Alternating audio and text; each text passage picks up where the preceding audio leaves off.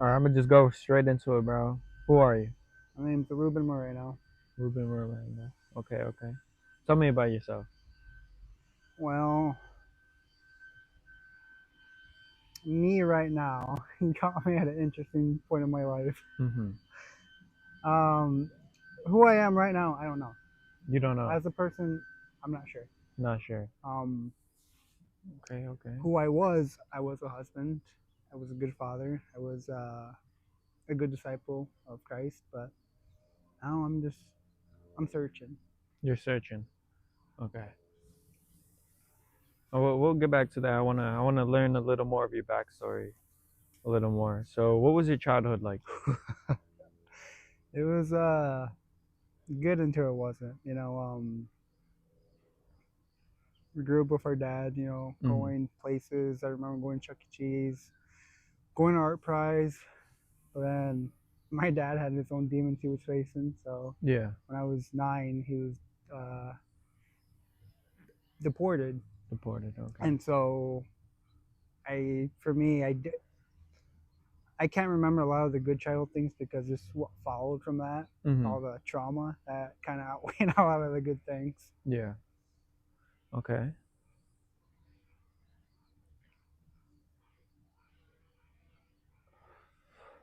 I guess what were some good things from your childhood? What did you enjoy? I really enjoyed every time I was with my dad. I mean, I remember going to Art Prize. I remember him just randomly putting his arm around me. You Mm-hmm. know, I remember being in this backyard, just playing with stupid sticks, crawling on the ground, jumping off rocks. I would say my siblings were definitely fun times Yeah. back then when I was a kid. Okay. Okay.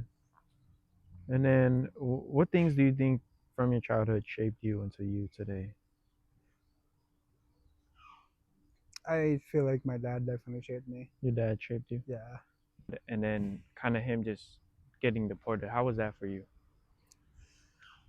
So I remember as a kid, I really was kind of ignorant to what's going on just because I mean you're a kid, you're just enjoying your youth. But I Yeah. just remember going to his hearing in Detroit, and I remember just I remember the day so clearly. Remember we ate at some restaurant, some really good fries, Mm-hmm. but then we went to the hearing. I remember walking in, and the first thing my dad said, because he was on a TV screen, like, "Those are my children." And I can't remember most of the hearing, but I just remember at the end saying, "You're gonna be deported." And I remember for a split second just kind of wondering what that meant. But it was like everything was in slow motion. I saw my mom, my older sister. I just saw their faces crumble. And Mm-hmm. like I said, it was all in a second. And I just feel like everything was slow motion. And I feel like at that moment, it's just kind of when I guess you say my kind of realized the world's kind of fucked up. Mm-hmm. That the world's kind of a dark place. Yeah. And so from there, that's kind of when things kind of took a downturn for me. Okay. Yeah, you started off dark. I mean, I guess we'll go to what's a great piece of advice you got from somebody? Good piece of advice.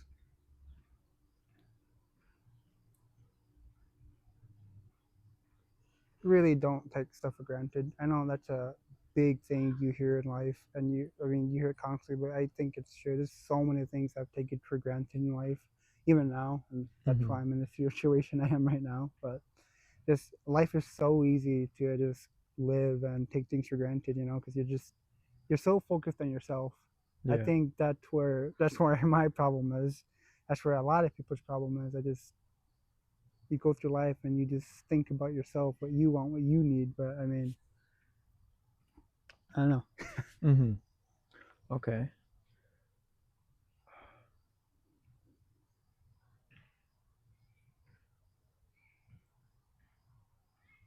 You weren't ready for all this dark shit, huh? Yeah, it was. I want to go to a different direction. I guess tell me about after your dad getting deported. How was life like that? How was? How were you adjusting to all that That's probably where my anger issue started.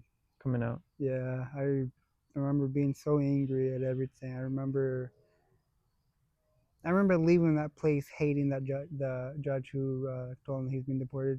I Mm-hmm. remember feeling so much hatred that day, and then from there, I mean, you can only imagine what I mean. Having a dad is just you don't have that someone to guide you, you know. Mm-hmm. And so I think up until it affected me for a long time. I mean, I didn't really start having father figures in my life or truly accepting father figures in my life until I was like 18. So Mm-hmm. from 9 to up until I was 18, it was just I've made a lot of mistakes and mistakes you would have learned not to make from looking at your father. But Yeah. I didn't have that, and so yeah, I mean, I've definitely messed up a lot. I've learned, but it's definitely made me who I am today. And like I wouldn't take back anything. You No. know, it's all. I mean, it's been a rough life, but I mean, it's made me who I am, and I'm not the best version of myself. I will never be the best version of myself. Mm-hmm. You're just always going to keep growing. But I mean, my dad not being there, I mean, it happened, you know. Yeah. So it took time, but I made the best out of it. Yeah. So I guess, do you believe in every household there has to be a father figure in it? No, No. um, like I said, life has a very unpredictable way of doing things, you Mm-hmm. know. But I mean, I want to rephrase that. God has a very unpredictable way of doing things, Mm-hmm. and I mean, obviously, it's nice having a father in your house because you have that person in your life to look up to, you know, to Yeah. ask for guidance. But I mean, there's lots of people who grew up with a single father or single mother, and they turned out fine. It's just how you choose to go about that, you know. Because Okay. I mean, I mean, I know people who've kind of messed themselves up because they didn't have that role model in life. But I mean, they chose to do that. You know, they Yeah. chose to be in that spot. I eventually chose to accept that my father's not here, but to make the best out of it. You know, Mm-hmm. I mean, I talk to him now. I mean, on the phone. So I mean, everything worked out. Yeah. But I don't think it's nice to having the even. But that's the thing too. I just you don't people don't think about that. Like they're going back to the other question. I mean, the my advice. Mm-hmm. People kind of take for granted their parents. You know, Yeah. especially when you're a teenager or getting older, you think you know best, and so you kind of take your parents for granted. And for Yeah. me, who didn't have a dad, I mean, I wish I had a dad to take for granted, you know. But Okay. Um, I guess, what made you look for a father figure when you were 18? Those within those 7 years, so what like changed? those in high school, I got this is a I had to do some backstory stuff, but my anger caused me to go down a lot of spirals. But in Mm-hmm. high school, I mean, I was pushing 220 as a freshman. Yeah. And so I was getting bullied, but then I realized, wait, I could start bullying. I'm bigger. Like, Mm-hmm. why am I letting these people bully me? So I used it to my advantage, and I became a bully. And then sophomore year came. I looked in the mirror. I was like, I don't want to be fat anymore. So at junior year, I got down to 140, but my mental state was at a really low. I just remember I just had a lot of bumps in the road, and so like I just told myself that I didn't want to care about people anymore. I truly just wanted to live for myself. I could go through life living for myself, and I'd be fine. Mm-hmm. And so I did that. That turned into me drinking. So basically, when I turned 18,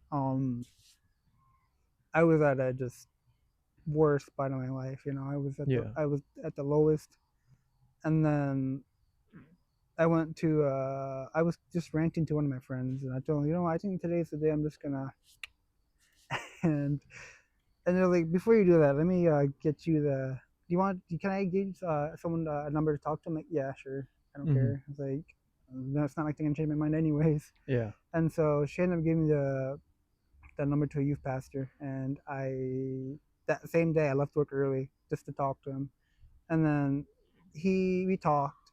That was a good talk, but he invited me to a mission trip that we're going on the next week to North Mhm. Carolina, and he was like, you know what's so crazy? It just today, like a few hours ago, so a spot opened up. Someone couldn't make it, and I was like, sure, why not? I'll just go. Yeah. I'm like, what else I got left to lose? So just delaying that. Mhm. But so I ended up going there, and long story short, I ended up giving my life to the Lord, and so like from that point, it's just my whole perspective changed. You Mhm. know, I wanted to seek betterment for myself, and that meant finding people in my life I could look up to, and use them as an example to lead my life. So that's what changed with that. That changed. Okay. I like that. I like that. That was a very, I don't know how to explain it. Just like everything came together, you know? Yeah, Yeah. yeah, and it's just crazy. I mean, how God works. I mean, everything's in His plan. Everything literally fell together, and I mean, Mhm. here I am today. What do you enjoy in life? My kids, Your kids? my kids, and my wife bring me so much joy, and for Mhm. me, I don't think anything's ever gonna top that. Yeah. Okay. I guess how is having kids? Since I'm I'm young, so I don't know how having a kid is, but I always imagined it being like the most enjoyable moment of my life, just because it's literally hanging out with a mini you, who's just It's very trolling enjoyable. you. I remember when my daughter was born. I remember when she came out, I just start as soon as I saw her head, I start crying, Mhm. and then from there, I mean, it was just so good. I mean, it's hard because I mean, obviously, you're a first parent. I mean, no matter what, no matter how old you are, you're gonna be a first parent. So you're gonna be learning things. But I Yeah. mean, just being able to, like you said, having a mini you, I mean, it's fun, but it's scary because kids they really they pay attention, and Mhm. so they pick up on your good habits and your not so good habits. But I mean, it's definitely a blast. I mean, I had my daughter when I was 20, 20. Okay. and we chose to do that because we got married. We waited a year, and then we had my Mhm. daughter, and I mean, just from there, it's just been awesome. I mean, getting to raise little person.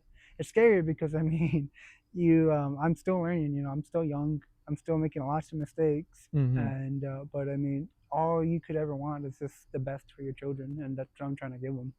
You know, Mhm. I remember my mom telling me when growing up, you guys will never ever understand the love I have for you until you have your own kids. And for me, I was like, that sounds ridiculous. But now that I have my own kids, it's true. I mean, the amount of love I have for my kids is just it's undescribable, you know. And Mhm. I don't think I can really explain it to anyone else unless they have their own kids. Yeah. Okay. I like that. You know, I for sure look forward to having my own kids No, they'll one drive day. you up a wall. Yeah. Like I said, they pick up on your not so good habits a lot. Mhm. Are you happy with your current self? No. No. Okay. I put myself in a predicament where I'll just try to say it. I mean, I've been struggling with pornography since I Mhm. was 9. Um, After my dad left, I mean, bad habits just piled on fast. But it seeped into my marriage, and it caused issues before in a marriage. And you Mhm. think I would have learned from it, but now currently taking a break from the wife, Okay. and so I'm not happy with my current self at all. Mhm. Uh, the last few days have been quite the mental mess for me. I mean, Mhm. I've gone through so many emotions. I feel like I have never felt like before, like questioning my thoughts. Like I've questioned my thoughts before, but like, you know, usually like, oh, I think this. Oh, that can't be true. But like for me, just any thought I had, it was just I didn't know anymore. I didn't Mhm. know. This sounds ridiculous, but I didn't know up from down, left to right. It's just my mental was a mess, and so I don't think I've been happy with myself realistically for a few years now. I just Mhm. always chose to ignore that. Okay. I guess what are some improvements you're trying to do right now at this moment then? Well, I've basically done a reset on my life. I mean, I have no social media right now. Mm-hmm. I deleted YouTube. Anything on my phone is just for betterment, you know. I mean, I think the only entertainment app I guess you could say is Duolingo.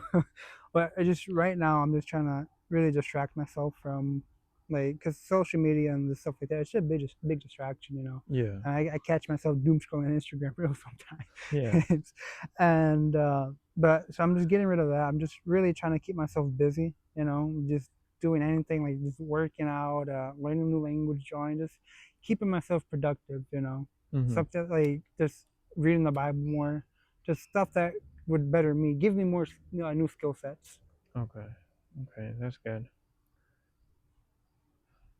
What is the meaning of life to you? Ooh.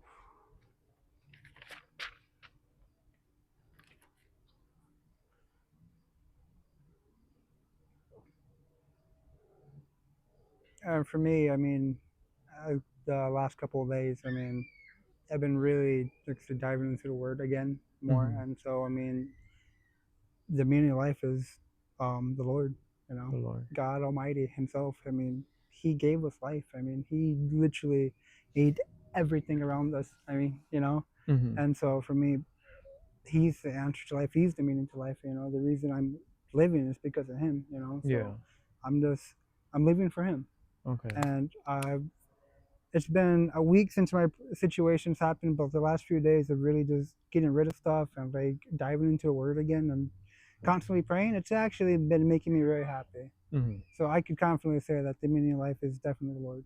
The Lord. Okay, I like that. What do you live by? Define that. Um, I guess what are your own rules for life? What are your own boundaries? What are your own stat like how do you say it? Fucking standards. There we go. Standards for I'd yourself. say before this whole situation happened, I think definitely what I wanted. You know, I think the problem with me, the problem with my marriage, it's always been me, and I think it's because I chose to live selfishly. You know, Mm-hmm. I think the way I lived life, even back then, was just um, whatever convenient for me. You know, whatever I want. You know, and I think for a long time I've lived that way, and I don't right now. What I want it to be, I don't want it to be that way. I don't want to go to life live for what I want. Mm-hmm. I wanted to live life for what the Lord wants me to do, and obviously to do that, it's in the Bible. You know, Yeah. the Bible is definitely a good way. It's a my grandpa pointed out a guide to life. Mm-hmm. Guide to life. Okay. I like that. Where do you think all this selfishness came from? I think it definitely started when I shut off that switch when in high school when I wanted to live for myself. I got comfortable in that feeling, and so like when even when I was saved, I mean, it was so crazy. Like, so when I was saved, before that, I was such an angry person. I mean, I would beat up on my siblings for just looking at me, Mm-hmm. and they could tell you. But like, so after I was saved, like literally the day I chose to give my life to the Lord, it just my whole personality changed. Like I was a completely new person, and I just had a brain fart. What was your question again? It was where did this selfishness come Okay, yeah, yeah. from? And so even after I chose to give my life to the Lord, I mean, life is definitely meant to make you comfortable. You Mm-hmm. know, I mean, especially when you choose to give your life to the Lord. I mean, it's definitely a fight. You know, I mean, Mm-hmm. some days you feel like, wow, I'm really a soldier of God, and other times like, oh, I think I just became really comfortable with life, and so that's where the selfishness came from because like, oh, I could have this, I could have that, you know, Mm-hmm.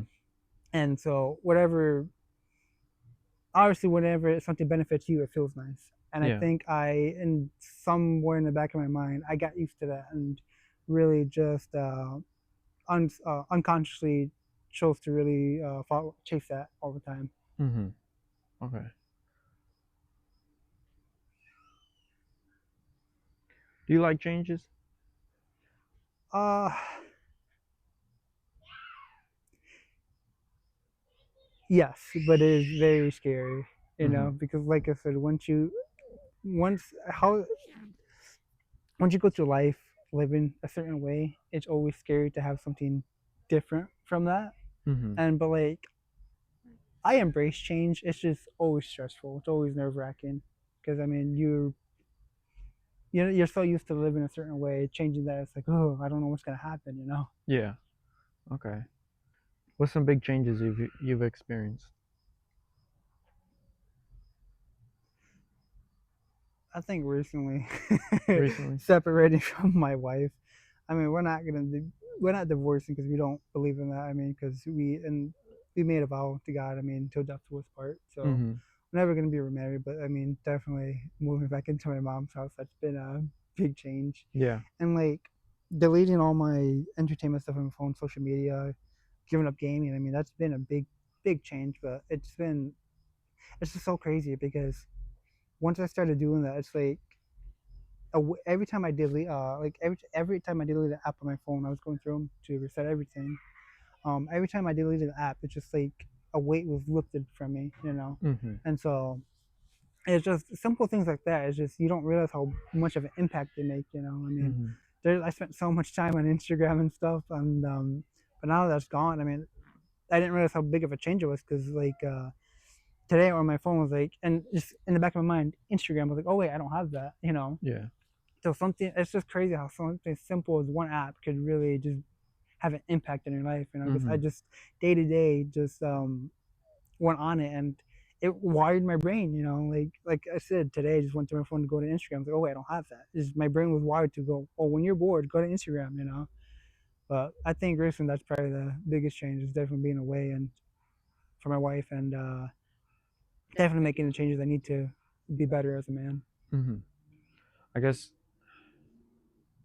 is this your lowest point right now throughout your whole life? Yes. I've had this is my second rock bottom, and the first one was what I want to do. Mm-hmm. But see, I've been married for 5 years, and so basically my life was with my wife, Yeah. and so like I've always called her my better half, and I've always meant that, and so having that taken, I mean, when you become married, and the Bible talks about you become one, and Mm-hmm. so like having that stripped away from you, my own doing, it's just kind of it was driving me insane. I mean, when I was working, I was talking to my coworkers, and I just it was the day after she kicked me out the house, and I was just drinking a energy drink, and I just remember drinking it, and I was shaking so bad, and I dropped it, and I wasn't thinking about the situation. It was just because I didn't want to break down at work, but Mm-hmm. like it's just literally my mind and my body was shutting down, and it just subconsciously. It's just crazy how one person in your life can make an especially your soulmate, the person Mm-hmm. you chose to be with the rest of your life. Um, having that taken away from you. I mean, I'm the reason it was taken away, but it's definitely a low point because, like I said, you always have that person to talk to. For the first time in a long time, I felt alone. Mm-hmm. I truly felt alone, and that was scary. Okay. And I'd say it was pretty much a low point. So I guess the big question: what did you do? So obviously I've been struggling with porn my entire life, and uh, when my daughter was born, we had an incident with that, and we really never talked about it. I was like, hey, it's never gonna happen again. And it was like slap on the wrist, Mm-hmm. and from there it kind of things change. I From that point, my wife kind of realized how selfish I was, Mm-hmm. and she always pointed it out to me, but I never really got it. I think at some point I became blinded, Yeah. and just from life, especially for myself, I blinded myself, and so basically last year we had a incident where I had to rebuild back my trust with my wife because the porn thing again. Mm-hmm. But me being the retard I am, I I changed for about a few weeks, and then I went back to living how Ruben wants to, Mhm. and so basically I started. Many things happened. I started lying about small things. If I felt inconvenience, I just lie about it, so I didn't have to face responsibilities for it. Um, the porn addiction got worse. I started stealing money from ourselves from our savings, just to buy whatever, whatever I wanted, tools, just stupid stuff, food, just to have money. Mhm. And then she called me out on that, and I was like, shoot. And so it's just crazy to think about, but like, so I started taking money from tithes, and I can't remember the first time I did it and what I thought, but like it just got to a point where it became normal to me. So like every time I wanted money, oh, let me take from tithes. You're not gonna notice because we don't count money from tithes. Mhm. And then a few months ago, the porn addiction I never fixed it. It just got worse, and so it escalated to me turning to OnlyFans Yeah. and using money from tithes to pay for that. Mhm. And so basically, I would say that I did cheat on my wife. It wasn't physical, but this is definitely different from porn because you're interacting with someone else and they're actually responding to their human being, Mhm. and so yeah, I was chatting with a model from OnlyFans for a week and spent a lot of money on it, and I never said anything because after that week it was like I was blinded for a week. I can't even remember that week, if I'm honest with you. I just remember at the end of the week I'm like, what the hell did I just do? And so I was like, you know what, we won't talk about this. You're gonna change now. I need to take a stand. I need to change. Did I change? And so a couple of weeks ago, my wife was just going through. She was putting money in tithes, and she just noticed it was really low. I was like, "Hey, we used to have a bunch of hundreds in here. What happened to it?" I'm like, Mhm. But she's not stupid. I mean, obviously, who else is gonna go into our safe and take money? And so I didn't. I lied about it at first because I was in the vehicle with my coworkers, and I didn't want to start a big thing. So I ended up calling her afterwards and be like, "I did." And that turned into a big thing. She was like, "You know what? You've been lying so much this year. I don't know even who you are." And so we got home, we talked about it. It's just like I said, I've been lying so much, and I've just become someone she doesn't recognize. Yeah. I'm not the person she married, and so like she asked me, "Are you watching porn again?" And I was like, "Yeah." And then we were planning to take a break already, but I don't. It was short term, and I had this tugging at my heart. It's like, you need to just get this all out here. I know you don't want to, but you need to. So I ended up admitting about the OnlyFans thing, and so that's what I did, and now I'm here. Um, we're living with my mom again, Mhm. separated from my wife. Um, yeah, that's what I did. Is basically I cheated on my wife in my heart. Mhm.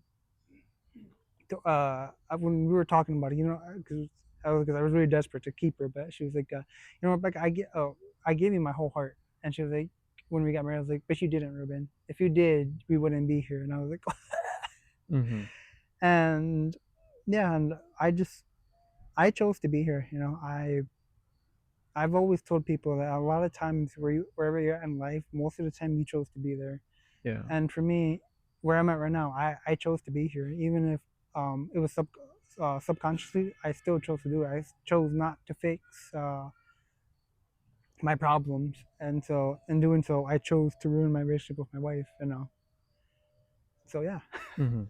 Okay. Do you hate yourself? Yes. Yes. I guess my question is why did you go to the extreme of going to, OF? I just think the porn thing is just at some point it became robotic to me. Like it became, I would say, I mean, I've heard people say good habits create a great lifestyles, but this became more than just a lifestyle for me. Like I just every time I did, it just felt like I just felt like a robot. It was just something that was just part of me. Mhm. It wasn't me choosing lifestyle. It was just part of me, and so I just chased that feeling.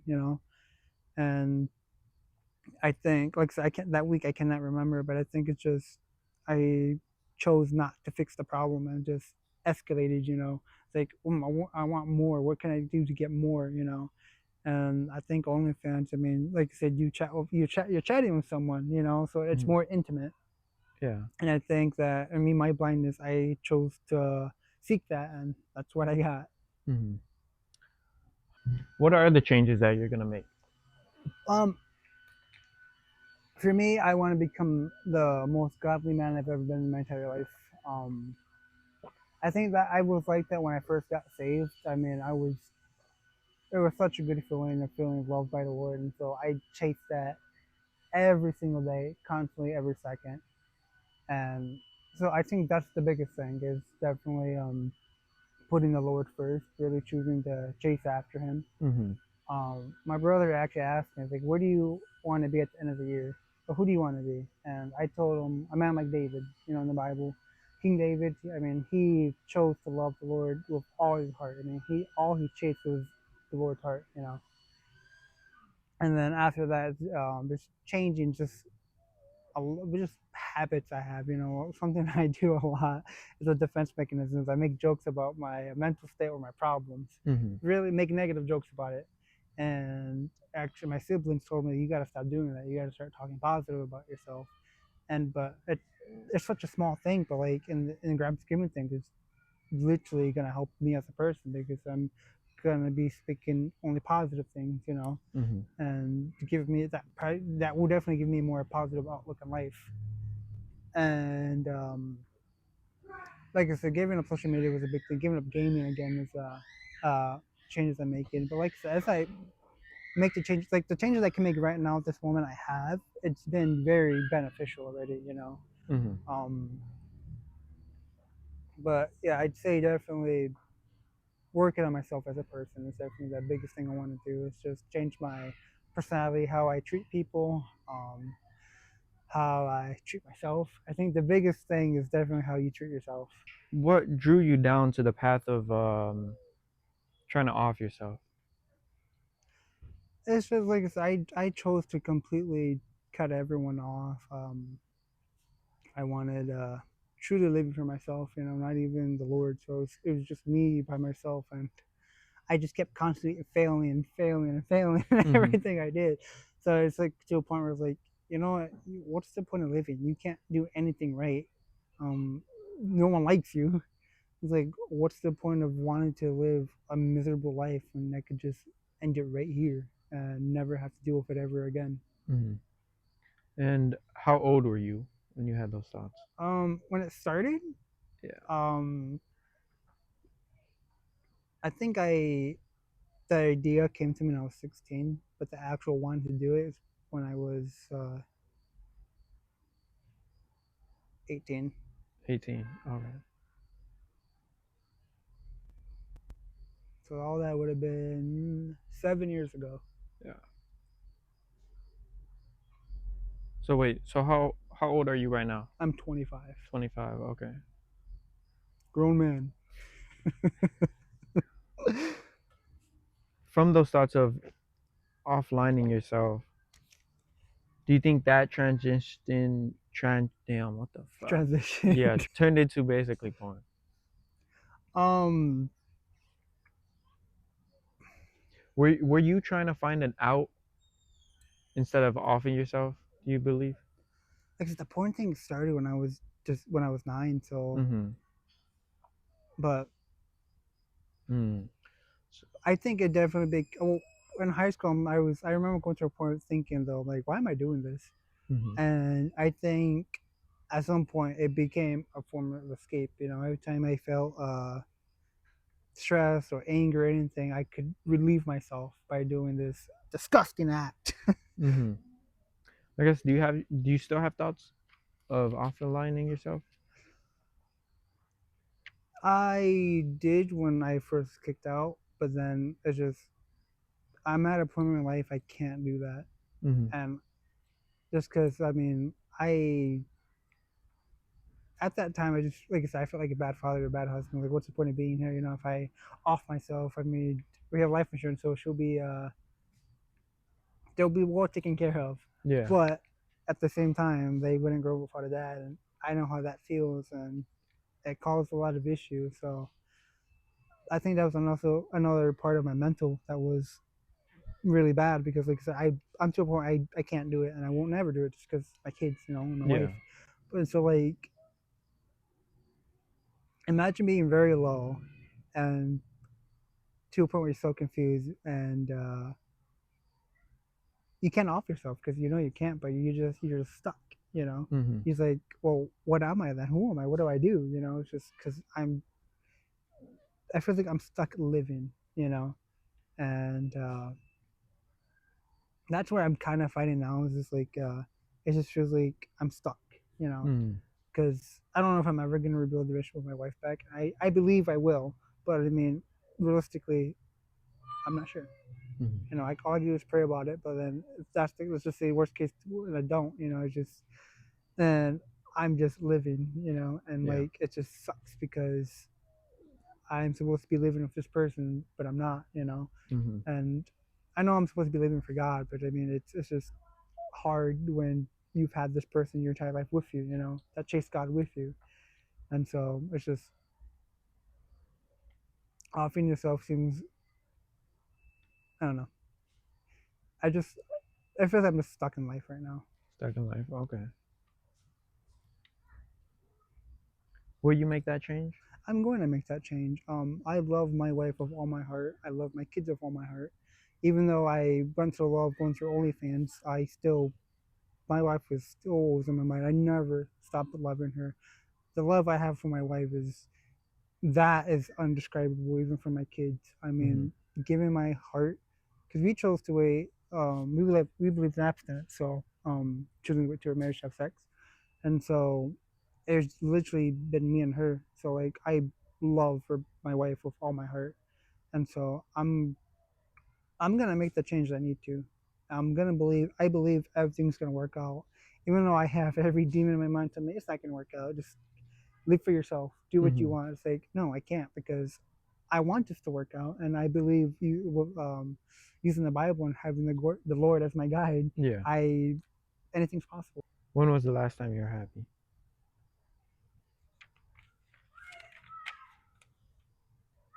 A couple hours ago when I was napping with my son. Mm-hmm. Just I woke up, he was just in my arms, cuddling with me.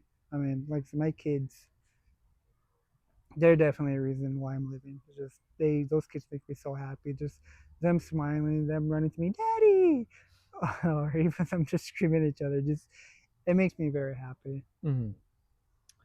Okay.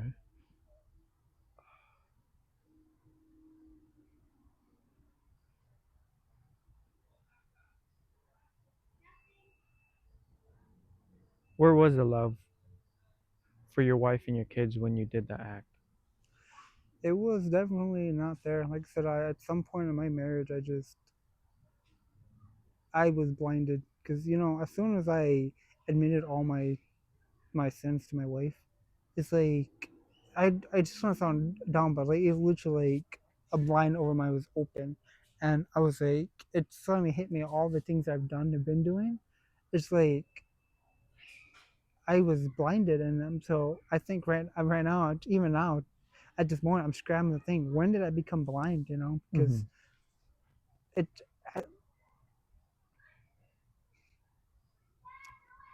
every time I did the act, obviously I was my those blinds were I was basically blind for the love of my wife and my kids. And then as soon as the act was done, it would open again. And so I I can't even tell you what the hell was going through my mind when um I was chasing that feeling. Um, but like as soon as like I said after that week, it just kind of hit me what I've done. And and I even asked myself like, what are you doing? Like and I'm like, how did I get to this point? And Mm-hmm. even because we were in the middle of moving, we just got done moving, um, and so I was just looking at I was this when I was at rock bottom. I was taking a shower, and after I got done, I just fell on the floor and I was like, how did I get here? When did I get here? Why did I choose to be here?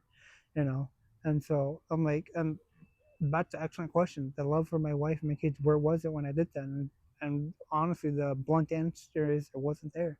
I I was choosing to chase what I wanted. And like I said, going back to that selfish thing, it's just the biggest thing about me is such a selfish person. I chose to chase what I wanted, you know, Mm-hmm. and so I chose to ignore the love of my wife and my kids when I was engaging in those acts. Okay. I guess. So, do you think you were doing it subconsciously then? Yes, Yeah. Okay. like I said, I think it became just a part of me, not even lifestyle. It just became part of me, and just I just did it. Mm-hmm. And like I said, just like drinking water. You don't think when you drink water, you just drink water. You know, when you're thirsty, for me, it's like, oh, I want this feeling. I'm just gonna go do that. You know, or walk. Oh, it just or like walking. It just became you just do it. You know, Mm-hmm. I think it just I got so comfortable doing that. It just became like walking to me. You know, I just did it. Mm-hmm. I guess when the problem first arose, you said you didn't do it, and then it came back a year later, and then you stopped after that year Yeah, for like. last year, I got she went through my phone and saw I was watch porn again, Mm-hmm. and then um that was I broke her trust there, and so uh I made a change. You know, I went to a pastor. We talked. We had a good talk, and for a couple of weeks, I changed. You know, but I didn't make the changes I did now. I didn't delete any social media. The only thing I did, I talked to a pastor and said I was going to change. That's all I did, Mm-hmm. and I didn't do any of that. I didn't follow through with any of what I said. Okay.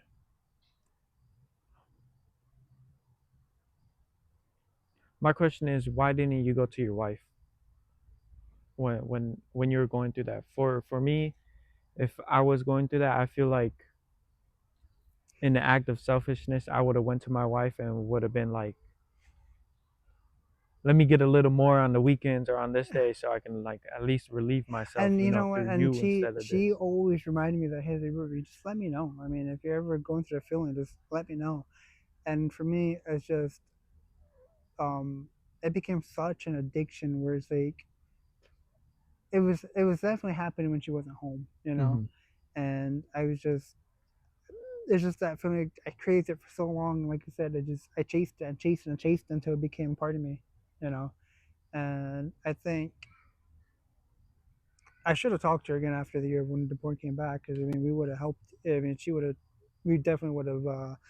I would have been better off. Mm-hmm. But it just goes back to that whole meat thing. It's just I was scared that I was gonna damage my wife again. But the thing is, I was choosing to save myself. I wasn't thinking about her feelings or in the long run what it was gonna do. And Mm-hmm. so here I am.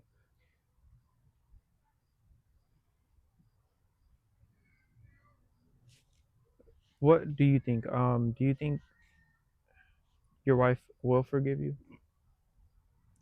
I think she will. I Mm-hmm. think I think she's already forgiven me, but she's never gonna see me the same ever Mm-hmm. again. And I don't want her to. I told her, like I said, I've told her I'm gonna change so many times, and I haven't. But this is kind of a new rock bottom for me. So it's kind of I've always prayed that the Lord would humble me, and I've always wondered after that prayer, I wonder how it's gonna be, and I think this is it. Yeah. Okay. But I told her I know the man. I didn't tell her who the man I was gonna become, but I told her I know what man I want to become, Mm-hmm. and so I don't want her to view me the same as ever. I mean, she right now she sees me as a revolting slob, Mm-hmm. and but the man I want to become, I it's gonna take a long time for both of us, you know, because I mean she needs time, but the man I want to become the best version I've ever been of myself. I don't want her to see the same as she does now. You know, I want Mm-hmm. her to see a brand new man, even better than the man she married. You know, Okay. That's good. Um, we're gonna flip. What is struggle to you?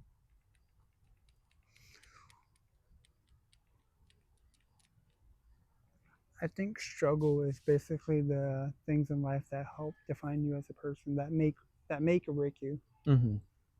There's even small things. I mean, small decisions that could um, impact, just small things that impact your life. You know, whether it impacts your day, your mindset, or just people around you.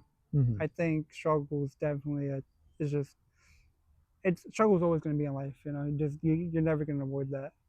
But it's definitely something that makes you as a person or breaks you as a person. Okay. How will you improve yourself? I'm gonna improve myself by just becoming, for one, a very godly man. You know, Mm-hmm. like you said, chasing after the Lord's heart constantly, and just like you said, just instead of just doing things for myself that are beneficial, like just learning new skills, learning new skills. That's what I want to do. Instead of being on my phone, just doing things that help, just new skills that help improve me. You know, just even dumb things like just like playing guitar. That's a new skill. You know, Mm-hmm. just um improve myself in that way and just becoming a better human being. Because I mean, I mean, for one thing, I struggle with being nice sometimes.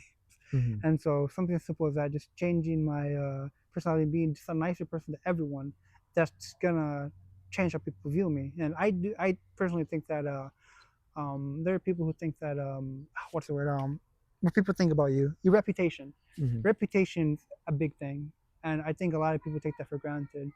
I think I even now I'm like I think, oh, I don't care what people think about me, but just going in the biblical sense. I mean, why wouldn't I care? Don't you want people to look at you and like, oh, that's a very godly, happy man? But instead, they say, oh, that's a guy who just doesn't care, you know.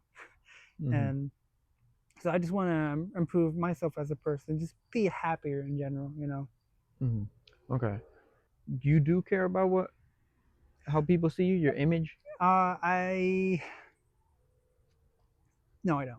No. And like that's where my wife and I differ. Because like I said, when I turned that switch, it just kind of stopped caring for people, and then I've improved on that a lot. But like it's just obviously gonna have people who hate on you for no reason, and Mm-hmm. I think with that, I'm never gonna care about what they think. Because for me, what's the point of thinking having a random person judge? Like, why should it matter? It's just a random person. The people's opinions that matter should be the people who love you, the people who you surround yourself with. You know, I mean, obviously it'd be nice to have a random person. Oh, look at that guy; he's a really cool person. But I mean, like I said, you're always gonna have that person who hates on you for no reason. So I don't really care for what people think about me. Okay. Why is reputation so important to you? Just because for me, it's for me, I don't care for it. Yeah, I don't really care and for it just because it's like how you were saying. It was like even throughout all the disciples, except like Jesus, all of them had a suffering and they had a reputation of a fall, a yeah. big fall they had. So I guess why is it important to But you? look at the reputation they set for us. I mean, look at what they've become. They've actually reading the Bible, they've become such influence on us. I Mm-hmm. mean, we read about Paul, you know, and uh, his reputation, you know, and the fact. I mean, we study him, what he said about the Lord, you know, Yeah. and so for me, I want people to. I want for me as far as reputation goes, for me it's in a godly sense, not in a worldly sense. I don't care, but in a godly sense, I want people to see me as wow, that's a godly man. Mm-hmm. When I step in the room with Ruben Moreno, I just feel the presence of God with him. As a worldly view, I don't care. I Mm-hmm. don't care. But in a godly view, well, I mean, in a way, the worldly view does matter because, like, let's just say I'm dressed like I stink, I have holy clothes. How am I supposed to preach the word of God if no one wants to come near me? Because my reputation, oh, he's a stinky guy, he doesn't know how to shower. No Mm-hmm. one's gonna want to approach me. So even though I have a reputation of a godly man, no one's gonna want to find that out because I don't care to be approachable. You know. That one's a little confusing just for me, just because it's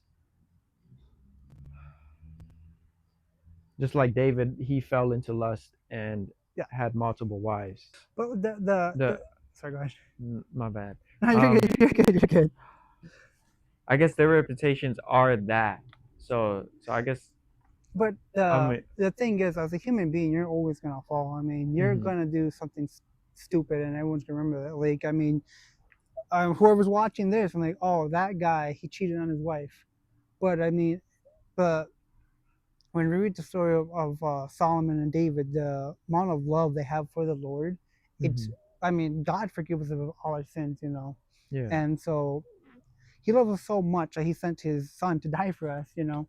And so the things they did, they still felt, but they still chose to chase after God, you know. Yeah. And so they had a reputation of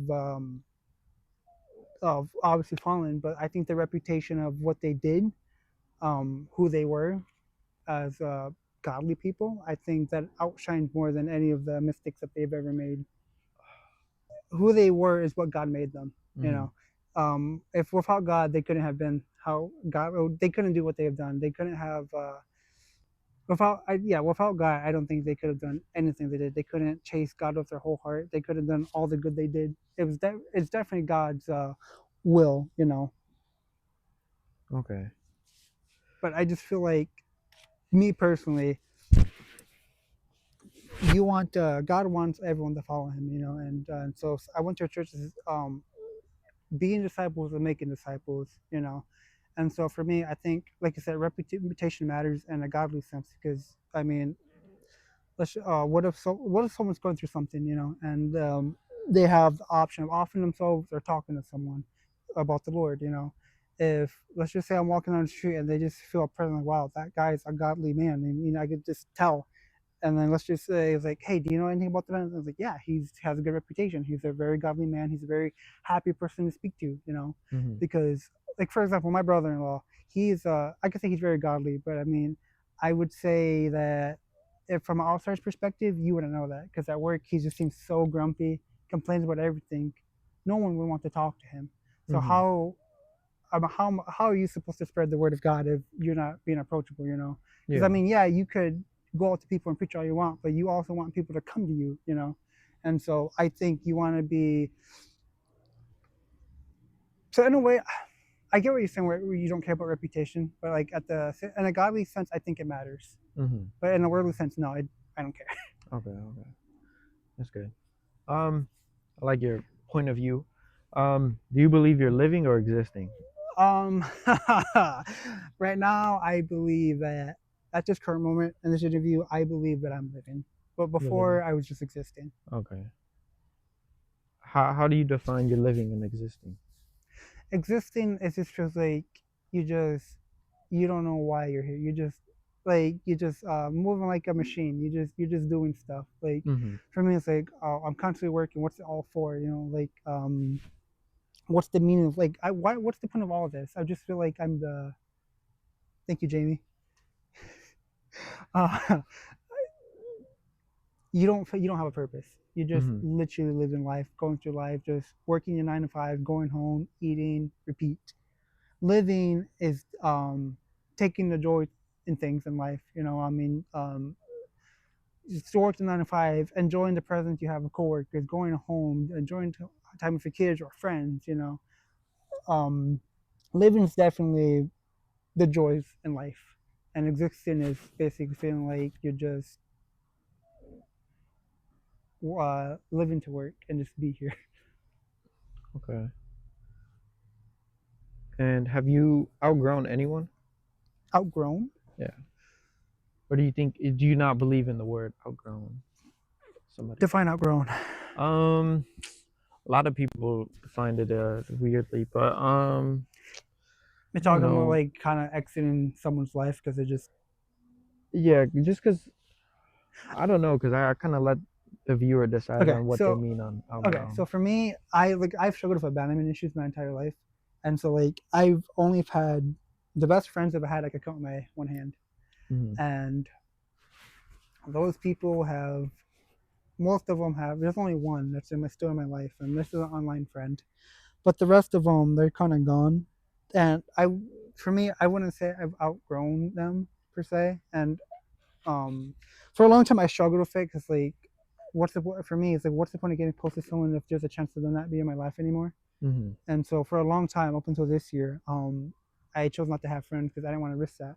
But I don't think I've outgrown someone. I think that God has put people in my life for a reason, and they serve their reason.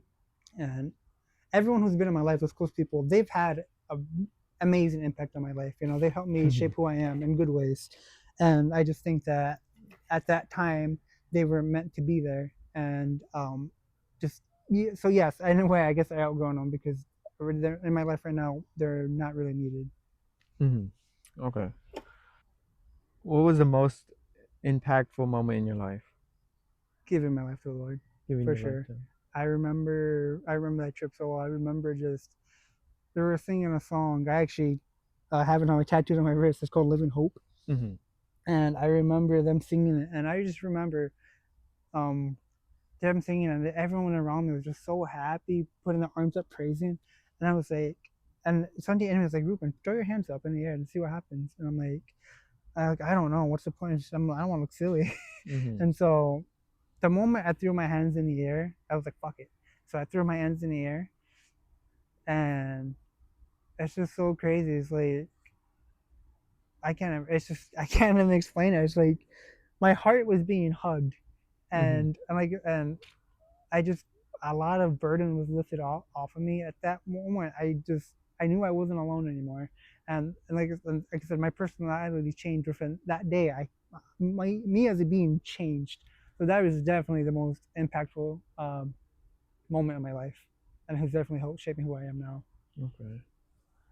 So you do believe in a higher power. Yes. How has God changed Okay. you? And so he's basically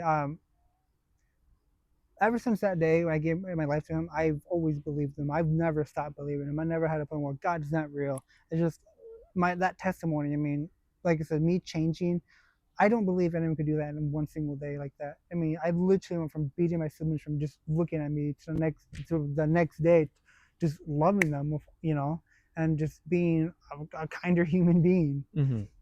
And so, I mean, and obviously I'm here I am right now because the moment I stopped chasing the Lord, I started chasing the world, and that's where I'm at right now. That's why I get addicted to porn. That's why I'm currently not with my wife right now because I stopped following the Lord and I chose to follow the world.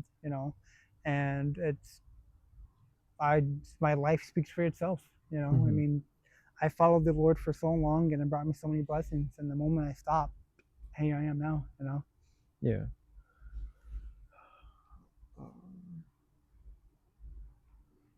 Do you want to leave an impact behind? Yes. I want them when I die, whether it's hopefully not tomorrow, but when I die, I want people to be, wow, that Reuben he was a very kind man. He was a very godly man. I don't care about anything else. I don't care about my wealth. I don't care like, oh, he smelt good or he was rich. Hmm. I want people to think that was a godly man. When you talk to him, you just felt the presence of God with him. You know, I just that's the impact I want to leave. If I don't want to be remembered. I want God to be remembered. So when I die, it's like, oh, he loved the Lord with all his heart. And so I want people to think, why did he love the Lord with all his heart? Maybe I want to chase that, what Reuben had, because he was such a happy, godly man. Hmm. Okay. What separates me from most people is that, because I mean, people know in my life, I mean, I'm willing to admit publicly, all my problems and Hmm. actually be willing to change. Because I've known people who kind of just don't really talk about the problem. They never talk about it. It's just kind of a thing that stays hidden. Hmm. Okay. Okay. Um, if you were to argue with God on why you should go to heaven, what would it be? Currently, right now, I wouldn't have the argument. Honestly, I just feel like if you don't want me here, I completely understand. Hmm. Okay. I just right now, I just something I've always struggled with is with you always hear about God talking about forgiveness. And for me, that's something I've always struggled with. Like I've always heard, why does God keep forgiving me? Why? And I've asked this question for a long time, and I've heard so many answers, and in my head they make sense, but to me it's just so kind of a hard thing to accept. And like I know there are worse people who have done far worse things than I have, but I just feel like what I've done is enough to make God not want me in His kingdom. You know, Mm-hmm. Okay, okay. And what is death to you? death to me is a new beginning. Or what not a new beginning? It's start of your real life, because obviously I believe in God. I believe in the kingdom of heaven. All this whole world is just temporary. You know, death is just basically just starting your new life with the Creator. You know, God, Mm-hmm. happiness. Um, I could just say no. I still fear death. You know, I don't know. I mean, who doesn't? You know, I mean, Yeah. I know what I believe, but it's just at the same time, it's just like I think it's maybe because I become so comfortable with the world. You know, right now it's just kind of death is a scary concept because I'm gonna lose everything, but at the same time, I'm also gonna gain everything. You know, Yeah. Okay. And then, are you who you say you are? like right now, yes. Okay, okay. I'd say the biggest thing, I guess, is I'm a sinner. Mm-hmm. All of us are, and I'm willing to admit that, and I'm willing to admit the disgusting, revolting slob I am now. And I'm just gonna change, become the best man I've ever been. But even then, I guess going back to that question you asked earlier about advice for people, just never stop chasing self improvement for yourself, because you're always gonna fall short in life. You know, Mm-hmm. you're always gonna need to be improving on something. I mean, that's just the thing. No matter what you accomplish, you're there's always room for improvement. You know, you're not going to Yeah. be the wisest person. You're not going to be the strongest person. There's always room to grow. You just got to be willing to accept that and acknowledge it and truly be okay with that. Because Mm-hmm. I mean, I see a lot of old people, my father-in-law. Um, they don't really embrace change, but I mean that's just part of life. You know, you can't be set in your ways because you don't know the answers. You don't have all the answers. Everyone has their own walk of life that they go through. Like I just for me when I'm older and when Freddie's old, I mean we're gonna have two different life experiences. You know, I Yeah. mean, our our solutions for something might be different from each other. It's just that's what life is. Everyone has their own experience, and so you just gotta um, choose to really seek that. You know, Mm-hmm. seek the improvement, seek the counsel of others, because I mean life is different for everybody. You know, everyone goes through their own walk of life. Everyone, that's what's so cool about life. I mean, at the same time, it sucks because I mean everyone has their downs, but it's so cool because everyone just has everyone has a unique story, and like I like hearing people's story. I mean, Mm-hmm. even if they're at a low point, a high point, or midpoint, it doesn't matter. Everyone has a unique story, and I always love hearing people where they are and giving my input if they allow it. Mm-hmm. Because I mean, even if you're older, you can still seek wisdom from someone younger, Yeah. and vice versa, obviously. Okay, okay. I like that. And then it's pretty much the last answer, I'm gonna be honest.